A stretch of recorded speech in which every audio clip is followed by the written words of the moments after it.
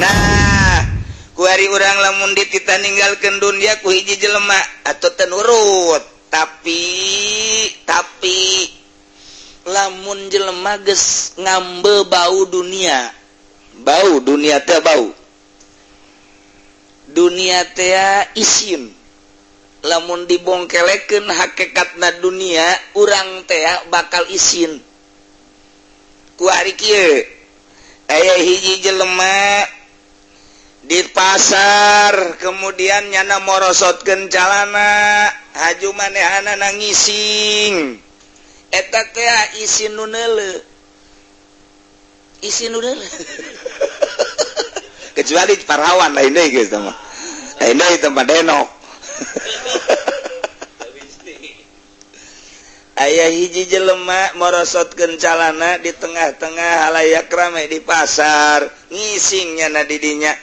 eta jelema kabeh embung neuleuh hiji embung neuleuh aya aurat nomor kadua aya kotoran nomor katilu pasti meungpeukan irung kabeh jelema teh kararitu kabeh meungpeukan irung embung neuleuh geus liwat malah disingkiran terasih eta jelema lamun morosotkeun calana aurat kadeuleu ngising di tengah-tengah jelema nu loba pasti jelema embung neuleuh bari meungpeukan irung jeung mata embung neuleuh ka aurat irung embung ngambe lantaran aya kotoran pasti nyingkir ta eta teh kos kitu teh mun urang dibukakeun hijab dunia leuwih ti kitu mun urang dibukakeun hijab teh dunia teh leuwih ti kitu pasti ngebiri-gidig urang da kana dunia teh embung jasa ijid jasa gila alabatan eta leuwihna. Bismillahirrahmanirrahim. Masyurbu gari-gari ngombe summa sagaru gari-gari mabog sumal magamu gari-gari magam wa huwa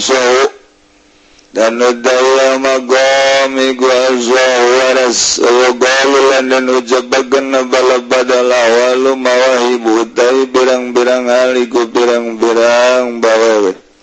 wal magami tu magazib lan udai zaga magami ku magazib gagang dan usaha magazbu hawa takadumul awal alaiha ia menyaritakeun bag-bagan ibadah geus apeng-apengan datang ka zauk urang masih kene jalan di tempat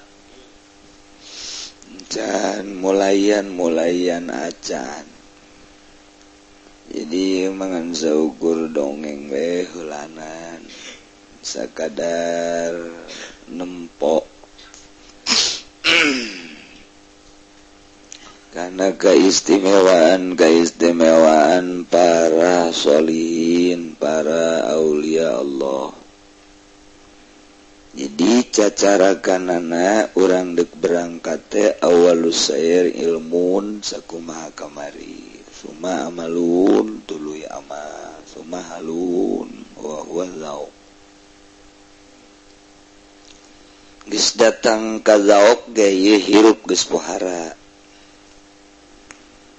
Lamun urang hayang datang ka zauk eta teh geus bakal timbul khawari lantaran urang pasti geus ninggalkeun dunia pasti ninggalkeun makhluk jadi pepegatan urang jeung jelema ulah aya tu'lak ta'alu jeung dunia ulah aya ta'alu bakal ngeunaheun gerage pasti jasa ngeunaheun jeung ieu teh bakalna bokonna mah kabungbulengan bakal kabungbulengan lamun urang nyaritakeun kabungbulengan jadi geus hese nyaritakeun kabungbulengan ku ngeunah jasa teh kabungbulengan satungtung di jero hate urang aya mengkeluk aya kurawa di jero hate aya jari-jari motor aya mobil geus moal ngeunaheun salat moal bae teman biasa bae teman salat biasa teman pokona masih kene di jero hate can pepegatan moal ngeunaheun eta zaok teh can karasa engke kapan nu mantak urang dibere zaok teh ninggalkeun dunia lantaran dunia mah hijab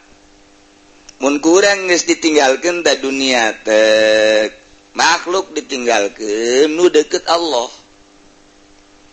bahasa Tuhan Syekh sakumaha tadi hei maneh teh ngabalieur kula mah teu pernah ngabalieur berarti Allah makan terus bae ngurusan urang hei maneh ninggalkeun kula mah teu pernah ninggalkeun hei maneh nu poho kula mah teu pernah poho berarti kan Allah mah terus bae jeung kituna teh qadim Allah mah lain anyar kuari urang ibadah karak ditempokeun atuh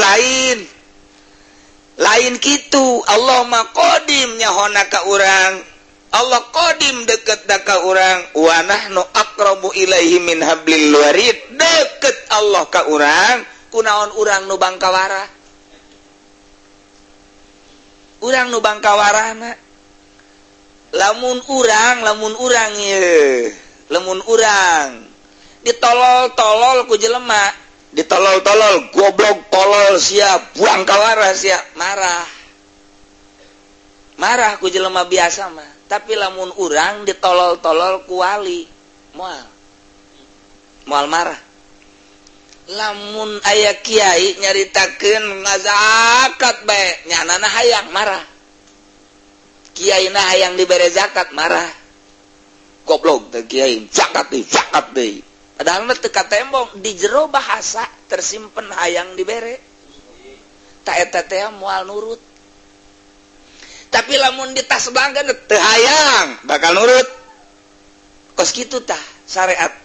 nah kuari dicarekan ku jelema urang ye dicarekan sia tolol beuki jasa kana dunia goblok sia marah urang lantaran nu nyarekan akur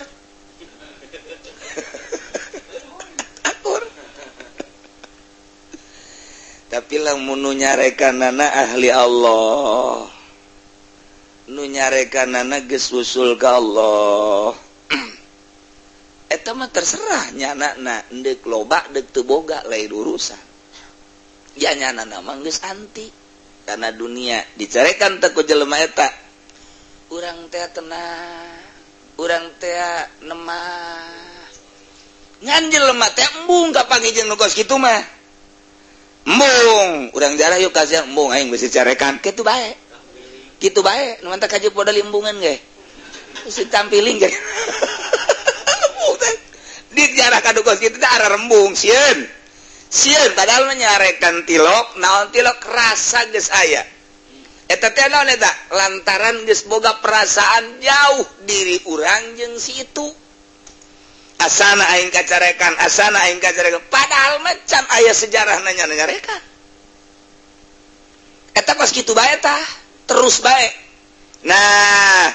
kuari urang lamun ditita ninggalkeun dunia ku hiji jelema atau tenurut tapi lamun jelema geus ngambe bau dunia teh bau dunia teh isin lamun dibongkelekeun hakikatna dunia urang teh bakal isin kuari kieu aya hiji jelema di pasar kemudian nyana morosotkeun calana haju manehana nangising eta teh isin nu neuleuh kecuali parawan lain deui geus mah lain deui tempat denok aya hiji jelema morosotkeun calana di tengah-tengah halayak rame di pasar ngising nyana di dinya eta jelema kabeh embung neuleuh hiji embung neuleuh aya aurat nomor kadua aya kotoran nomor katilu pasti meungpeukan irung kabeh jelema teh karar itu kabeh meungpeukan irung embung neuleuh geus liwat malah disingkiran terasih eta jelemak lamun merosotkeun calana aurat kadele ngising di tengah-tengah jelema nu loba pasti jelema embung neuleu bari mengpekan irung jeung mata embung neuleu ka aurat irung embung ngambe lantaran aya kotoran pasti nyingkir ta eta teh kos kitu teh mun urang dibukakeun hijab dunia leuwih ti kitu mun urang dibukakeun hijab teh dunia teh leuwih ti kitu pasti ngebiri gidig urang da kana dunia teh embung jasa ijid jasa gila alabatan eta leuwihna tah lamun encan datang kadinya perasaan urang ieu sangkilang didangsak-dangsakeun sujud datang ka bahar hideung tarang hideung jasa tarang hideung sakumaha kareta api tetep bae moal ngeunaheun ibadah moal ngeunah satungtung encan nganggap dunia kos kitu. Ini pagawean zaok teh lain lalagaan hese ieu perjalanan geus datang ka zaok urang dek ka Bandung kudu ditinggalkeun lembur melalui Bogor Cianjur datang ke Bandung ka ditu mun jalan nu biasa kuari nu jalan ka ditu Purwakarta tak datang ke Bandung sabaraha kota nu kudu ditinggalkeun cek imam cek Satuan Syabdul Qadir hayang menempuh zaok teh ta eta teh kudu di jalan ge iyaro fit thariq al asya ningali di jalan berbagai-bagai perkara urang dek ka Bandung teh di jalan teh tunggula tingali macem-macem aya eureun heula aya neuleuh pemandangan neuleuh ping-ping neuleuh susu macem-macem eureun heula di rest area kemudian ngopi dahar angel tak datang ka Bandung datang ka Bandung teh angel biasa padahal geus dibere jalan tol supaya cepet tetep bae loba gangguan gawang disebutna awaid iyaro fit thariq al asya tapi lamun jelema nu istimewa mah bebeja ka supir pir jam sabaraha ieu jam sekian cepet ka Bandungnya aya mangga set langsung nyana kaca tutupkeun teu kerek 2 jam datang ke Bandung naik Lexus 1 jam ke Bandung mau naik Mio ya 5 jam lah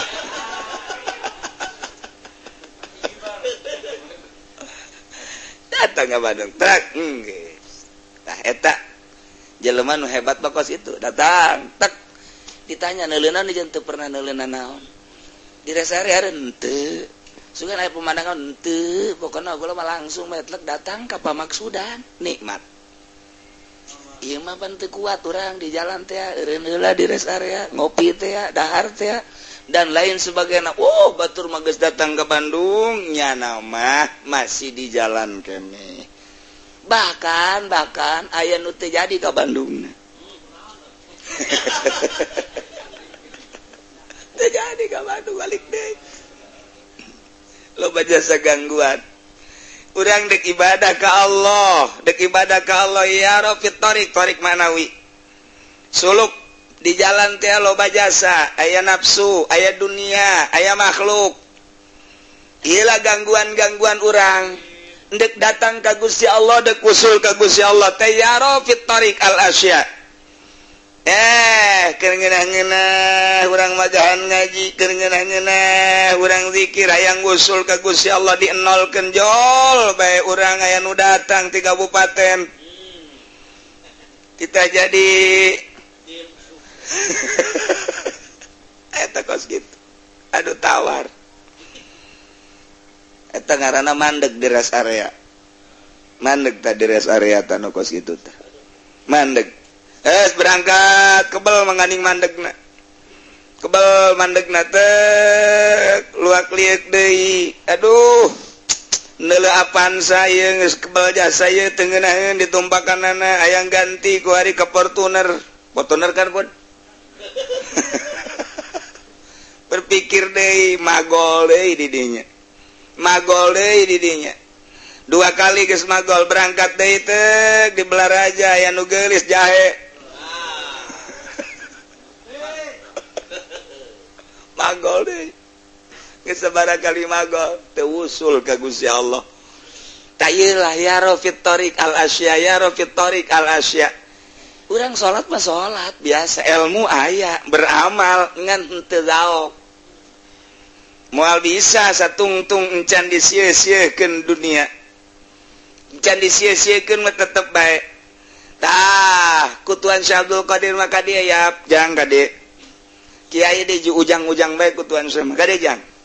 Jang teh batinna ai kiaina mah atuh kiai janggotan segala sorban segala ngan ieu rohna ujang keneh gade jang ada jang ditungtun ku Tuan Syekh Abdul Qadir ye ari maneh ku ari aya teu aya memeh maneh aya eueuh heula teu eueuh memeh maneh sa abah memeh abah, abahna abah, memeh abahna abah, abahna abah. Itu terus coba kusiat tutur kali abahna abah terus kali terus. Memeh abahna abah, Adam. Memeh Adam. Oh, ada satan nu teu heula. Allah, man taqaddama Allah kan. Wa man ta'akhara Allah. Sia kuari aya diurus kan ieu ku Gusti Allah. Sanajan dibagus-bagus ge ieu sehat waya gering mah gering bae kan. Mohon. Sanajan dihebat-hebat ge ieu ku dokter, ku tabib waya pae mah pae bae kan. Mohon. Jadi berarti anu ngahirupkeun jeung nu maotkeun sa Gusti Allah. Pinter sia. Pinter sia. Jadi ieu nu ngurusan hirup sia dahar nginum teh sa Gusti Allah. Ayo Allah ngurusan sia tia ieu urusana langgeus anggeus sabancan. Artina tulisan umur sia, tulisan kakayaan sia, tulisan umur sia kakayaan jeung pagawean sia. Da ieu dahar nginumna sia teh eta geus aya tulisanan can. Geus ti Gusti pinter sia. Tapi kan kuari sia kunaon eta usaha bolon. Ditolol-tolol ku Tuan saya mata di zaman Tuan Syekh Abdul Qadir. Atuh sia ku boloon-boloon teuing perkara nu geus anggeus, perkara nu geus beres ku Gusti Allah diatur tulisanana ge saya di Lauhul Mahfuz atuh sia kunaon milu ngurusan eta. Kunaon sia milu urusan Allah. Allah teh ti eueuh ngayakeun ti eueuh ti aya ngaeukeun. Haju di jero aya teh aku Allah teh diurus sia teh segala rupana dahar nginum sare kawin jeung sajabana diurus sesuatu anu baya bagian ka anjeun yajiu bakal datang kullu kismin tiap perkara anu anjeun aya bagian kana eta perkara baik min komisin baju komis wa amamatin sorban wa uklin dahar wa surbin nginum wa nikahin jahe teh bakal yaji datang. Nah kahartin teh Gus ya, kaharti atuh kunaon siar diriweuhkeun ku nu kos kitu.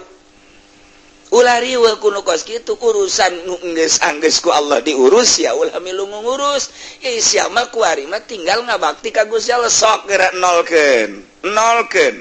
lantaran Tuhan saya mah nu geus nol milu nol. Nolkeun. Dinolkeun ulah aya nanaon di jero hate engke ge wayah kawin mah kawin bae sia kuali ulah mikiran hayang kawin ulah mikiran milih nu putih nu hideung jang geus aya tulisanna di Lauhul Mahfuz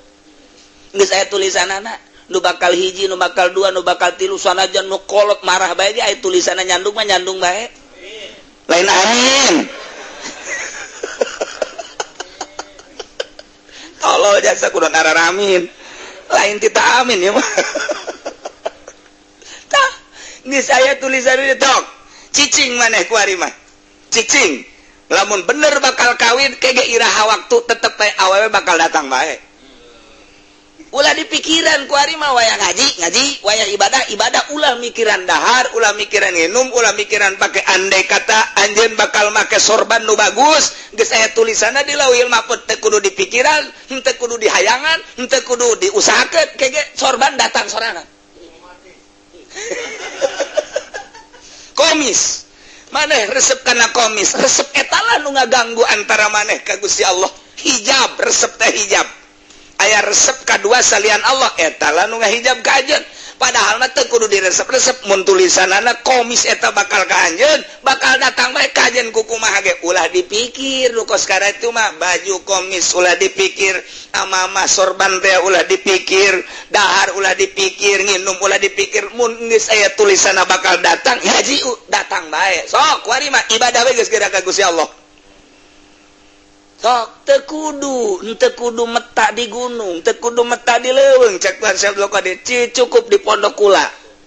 cukup di pondok teu kudu ka gunung teu kudu ka leuweung Allah nu diibadahan di gunung Allah eta Allah nu diibadahan di leuweung Allah eta Allah nu diibadahan di imah urang Allah eta Allah nu diibadahan di lapangan Allah eta Allah nu diibadahan di kota Allah eta Allah nu diibadahan di pondok Allah eta bae Allah nade ka mamana ge kunaon hese-hese amat neangan tempat di pondok cukup geus pegatkeun ku ari urusan dunia pegatkeun ku ari urusan makhluk geus bae maneh ka Allah bae geurage bakal nikmat mulai dituduh-tuduh kitu ku Tuan Syekh geus dipegat-pegatkeun sorangan heula satungtung encan bisa maneh ulah ngalayanan jelema satungtung encan bisa hirup maneh geus ulah aya ukuran pikiran naon sok bae geura ka Gusti Allah mulai geus ka Allah keun we teng nu mere dahar kuru kan nu mere nginum dahar kuru tengkeun Tuan Syabdul Qadir ngadahar daging hayam malulu makakak we haju dihareupeun nyana deui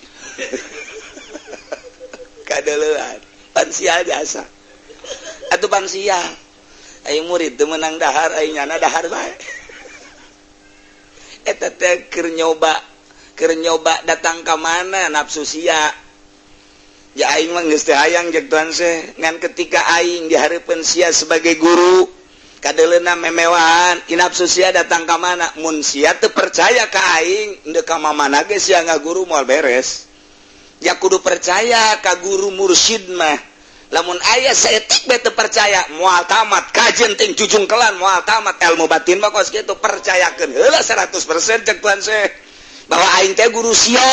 bahwa aing teh geus teu hayangeun hayang ka dunia bahwa aing teh geus pepegatan jeung jelema hiji bae aing mah ka Allah mun masih kena sia cangcaya neuk ngaguru ka aing moal jadi sia oh geus katebakeun suuzon tah kuari mah geus satu guru-guru kula-kula tuh jana geus satu geus mama los sesenangan deuk naon gitu oh kitu atuh imam mama nama manukan mah bahaya ieu kuari mulai ibadah teng dididik sabulan 2 bulan mulai lepas tina dunia mulai lepas tina makhluk nafsu geus tadi kitu kene setan melalui tuntunan Tuan Syabdul Qadir teng ngeunaheun asa aya Gusti Allah nu kamari mah asa aya di luhur Gusti Allah teh salah kamari asa aya di hareupeun salah kamari ieu mah asa aya di dampingan urang salah keneh kuari mah asa aya di diri urang wa nahnu aqrabu ilaihi min hablil warid kamana bae asa barang jeung Allah wa huwa ma'akum aina ma kuntum terus tah eta tadek meunangkeun eta dek menangkeun rasa eta zaok ngaranna supaya karasa deket na Gusti Allah jeung urang engke urang isin supaya karasa babarengan Gusti Allah jeung urang di Allah Gusti teh pan ka urang teh nyorot kudrat jeung irodatna eta teh supaya karasa kuari mah geus karasa geus kanyahoan ku Tuan Syekh kuari ulah di pondok jeung Tuan Syekh coba di jalan salat akur salat di jalan Allahu Akbar salat di sisi jalan jeung salat di pondok akur ya Allah na eta keneh mere zaok teh kos kitu sok geus pindah kuari mah salatna di lapangan Allahu Akbar akur bae sok kuari salat di kota di paramean Allahu Akbar akur bae coba di tempat zina di tempat WTS maneh salat atuh batur-batur engku-engkugannya namanya na bae Allah lamun geus datang ka zaok nikmat teu pangaruh nementek Mama Bakri jang cek Mama Bakri coba takol bedug zohor takol duduk nyana salat Allahu Akbar akur bae artinya gandeng kemudian atuh aya nama teu gandeng akur jaka Allah ieu teh kos kitu mah leupas panceli urang malah ngagandeng woi budak gandeng ngaganggu sia goblok tolol jasa aing geus salat sia kadanan ngamamu mah tuluh ulah gandeng eta teh beres kos kitu teh can jadi teh salat kos kitu Ki Astari Cakung Ki Astari Cakung mah panjana mah TV radio loba di mana-mana magrib disetel kabeh kunyana Ki Astari Allah yarham Cakung terus we disetel radio televisi kabeh nyana salat Allahu Akbar aya nu tukang ngagitar kade ceng gitarna nu kenceng ngagitarna dinya Allahu Akbar teu pangaruh nyana mah geus beres salat nyokot cai radio dibere cai ku nyana tah nginung ulah gandeng we cek nyana teh bisi capek subhanallah ila jelema-jelema nu kos kararitu teh tanu geus usul engkena bakal khawarik zaok aya rasa geus teu maelu ka jelema dek kumaha teh dek kumaha nyana mah nyana bae jeung Allah aya hiji kanikmatan tina ilmu kana amal kana hal eusina zaok moal bisa tadaok mun masih kene urang pabelit jeung dunia moal bisa tadaok urang mun masih kene pabelit jeung manusia ke urang geus eueuh nu kos kararitu urang geus bere daok balik deui dititah urang balik deui jelema teh dititah dawa amar ma'ruf nahi munkar ketika geus ngarasa boga daok lantaran engke kadituna lumun nyana pidato mun nyana caramah geus teu daekeun ka amplop teu hayangan amplop yang naon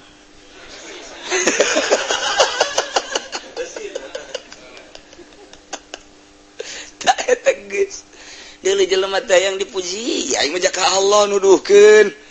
duit teh jahai teu hayang lain sombong geus teu hayang jasa cek nya teh jahai mah kendaraan geus teh aing mah nuduhkeun ieu jalan ka surga ieu jalan ka neraka sia dek muji heuk teu muji kal kamu sarua bae muji jeung teu muji sarua cacat aing cawad aing tetep aing mah kieu-kieu bae aing mah keur jeung Allah ngan aing mah dibere tugas amar ma'ruf nahi munkar sakitu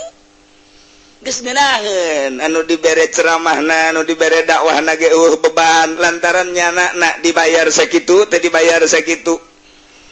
dibere sakitu teh dibere sakitu bahkan kadang-kadang dibere ge dibikeun deui ka ditu aya leutik mah ngeunaheun urang mun boga dai model kos kitu nikmat kana jantung ngeunaheun sejuk anu aya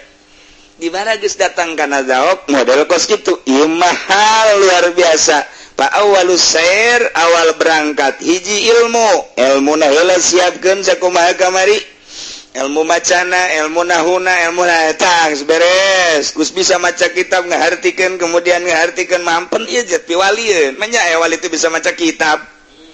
ti dituna sebab kullu waliin alim laksa setiap wali pasti alim laksa aya walaysa kullu alim wali henteu setiap alim wali tapi alim mah wali mah pasti alim moal aya jelema diangkat jadi wali bodoh moal aya manya Allah sembarangan ngangkat jadi wali bodoh tudek jadi bupati ge nu bodoh ulah atuh komo iya kullu waliin alimun walaksa aya walaysa kullu alimin waliyun kullu rasulin nabiun walaksa ay walaysa kullu nabiin rasul setiap rasul mah nabi teh setiap nabi rasul loba nabi teh diangkat jadi rasul tiap wali alim teh setiap alim wali loba kiai teh jadi wali ngan jadi tim sukses kos kitu tawata beres ilmu beres amal kakarak ti dieu bakal timbul hal zauk di dieu tah mun geus datang ka zaok suma surbu moal aya eureun-eureunna ibadah sebab nikmat moal aya eureun-eureunna tah mah geus kajen kumaha ge ditahanan ku urang moal bisa Allahu Akbar eta ngeunaheun jasa salat ngeunaheun Allahu Akbar geus hese nyaritakeunana geus tanpa usoli nya mah tuh usoli mah temen tadi teh anu kamari caritakeun usoli par ayo Allah saksi Japar ieu mah lain Allah geus ngeunaheun jasa atahna ge geus tilok atah-atahan betul cara kiai salat jeung santrina atah santrina keur masak asak kiai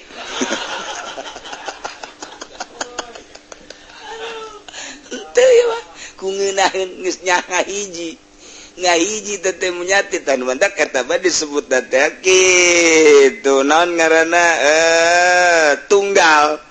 tah eta teh diulah-ulah ge kitu bae ngan ulah sote nyaritakeun di luar ngaji kita teh menang urang teh nyaritakeun kos itu bahwa urang ngahiji jeung Gusti Allah teu meunang nyaritakeun kitu sebab Allah mah mukhalafah lil hawadis Allah mah khaliq urang mah makhluk kecuali keur kieu urang nyaritakeun kululumpatan ka mamana ge wali mah kos kitu wahdatul wujud ja eueuh nu wujud kecuali Allah hiji kuari urang naon aya kadenge engke mah lamun urang diangkat jadi wali eueuh nu mantak Baitullah kadeuleu ge atuh bray beja eueuh ieu mana naon ge hayang neuleuh naon bae disingkapkeun kadeuleu oh ternyata reum bae buluna atuh asal geus disingkapkeun bae ge ja eueuh ieu mah kalangkang nu kos ge mah eueuh Baitullah dideketkeun dideuleukeun masyaallah geus lain hiji teh geus hatta per detik ieu atuh aya keneh nu kos kararitu teh di atuh eueuh ieu mah nu aya wujudna Gusti Allah nyanana geus wahdatul wujud teu meunang tak urang nyaritakeun wahdatul wujud sasar Syekh Siti Jenar teh nyaritakeun wahdatul wujud pewak pencit teu bisa ngan lamun keur carita kawalian moal kaluar ti wahdatul wujud pasti kadija deui sok endek berbagai thariqah nu mana Rifaiyah, Syafi'iyah, Hanafiyah, Utsmaniyah, Tijaniyah, Qadiriyah, Naksabandiyah kabeh ujung-ujung nama wahdatul wujud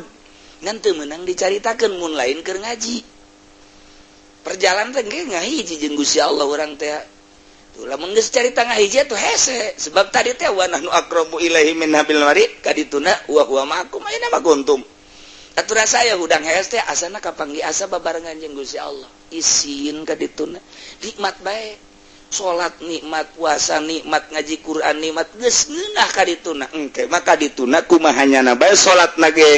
puasana kumahanyana maca Qur'anna kumahanyana naon sebabnya nangis usul syariat eta lain berarti ditinggalkeun ngan nyana keur aya di awang-awang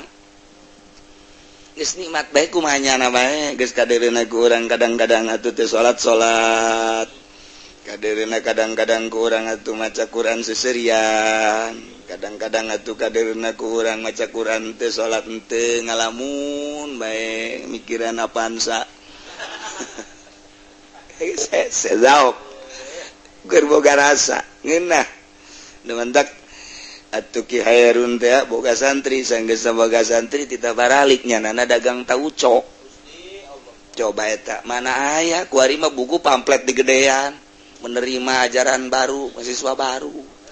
kuari mah itu kan teu baralik santri keur mujina loba nyana dagang tauco make tuduk terus kaunggal kampung kiai kabeh muridna ngaromong nanaonan kiai dimulia-mulia ku Allah anda dagang tauco seuri bae nyana teh kaharti buku keur nikmat nyana teh kos kitu keur nikmat keur jeung Allah loba tanu ngomong teh bae aya hiji jelema nu ngomong kiai lah tuh maning magahan ngaji deui daripada kikituan mah ieu maksudna naon eta kikituan cek Ki Hairun saetik mah jadi kiai mah loba nu daek sebab dimulya-mulya ku sebab dimulya-mulya harayang jadi kiai dicium leungeunna dibere di amplopan geus pokona mah da ngaji diondang dipapageun mun mobil jore embung bagus kos kitu kan put kan gitulah tak kitu itu eta hayang dimulya-mulya gitu eta teh jauh ka Gusti Allah tah nu hese ge kos kieu ngamalkeun ilmu asa bareng jeung Allah ku batur ditoler-toler pugu urang keur jeung Allah nikmat jasa lain dagang ieu mah ngan sakar kadeuleuna bae ja teu butuh kana dunia cek Hairun lain dagang deuk naon dagang mah tuh mending di imah dagang nu gede di modalan teu ieu mah sakadar supaya kadeuleuna bae tah kakarak tah si murid eta nutur-nutur hayang ai maneh hayang mah hayu ulah loba omong nya geus aya hayang mah ti dia mimitina di tarekat mah kos kitu lain diumumkeun siapa yang mau masuk thariqah sini sama saya pakai impak heran deh gua tarekat pakai impak geus tamat masjid embe masuk aya jeung Haji Amil Kiai Haji Hamid Cisoka gitu. Ya iyalah nya ilmu kemudian amal ieu sakadar carita ilmu kawalian mah kos kitu lantaran ieu mah urang keur ruhani geus eta ta dunia nu tadi bau teh tah urang mah kok ngambeuna seungit bae kadeuleuna jore dunia kok ku urang mah agreng bae berarti urang jauh jasa jeung Gusti Allah.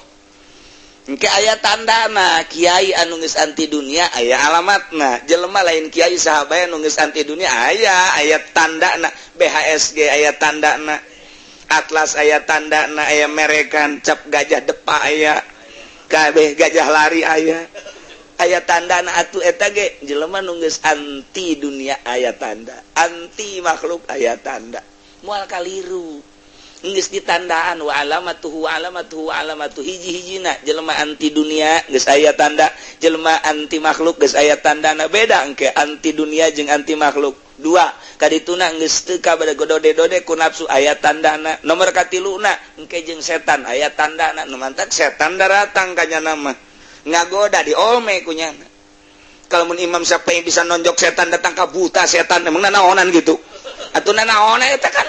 tanda berarti kan pohara jasa Imam Syafi'i Masya Allah geus urang ge lamun keur diuk aya jelema tonjok habak setan sia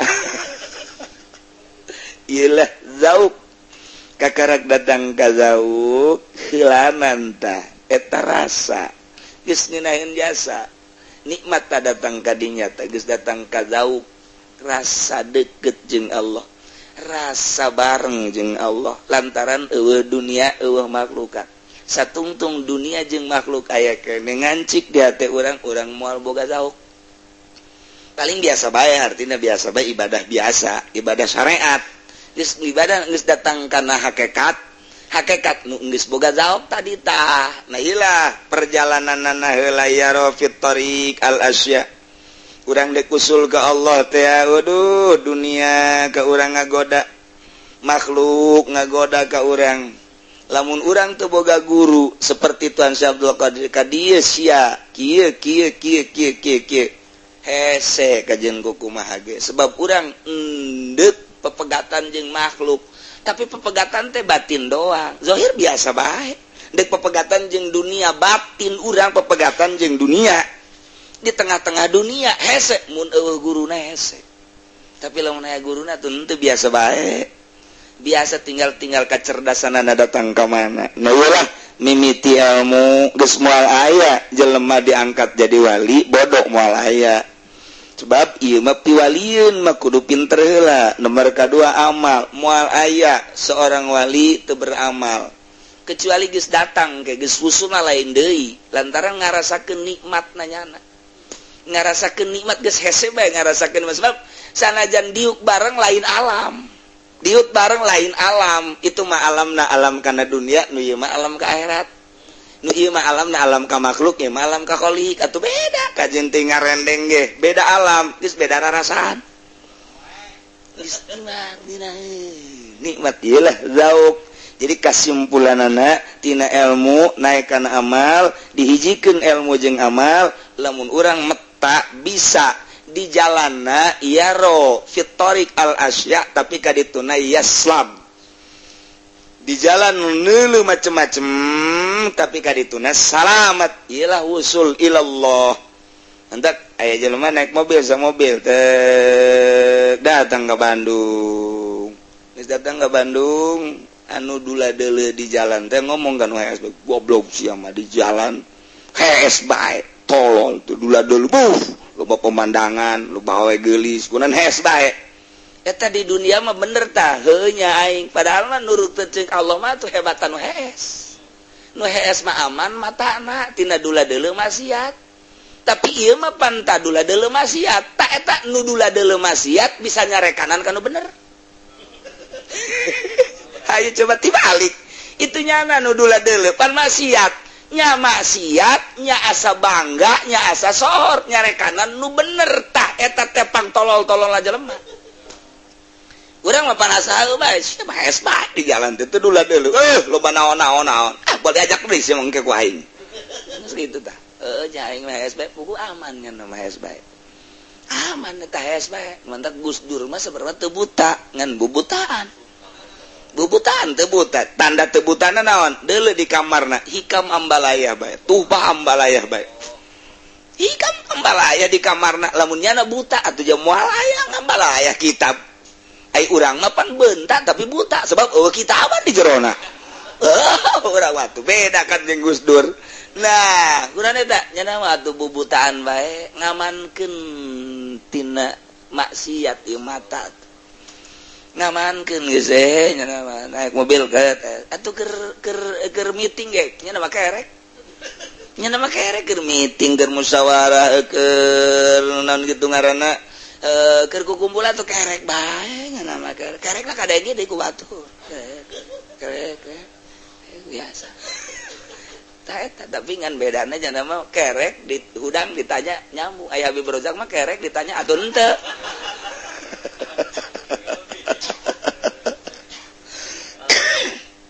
gitulah ieu cerita zauk nah engke kakarak naik deh summa syurbu wallahu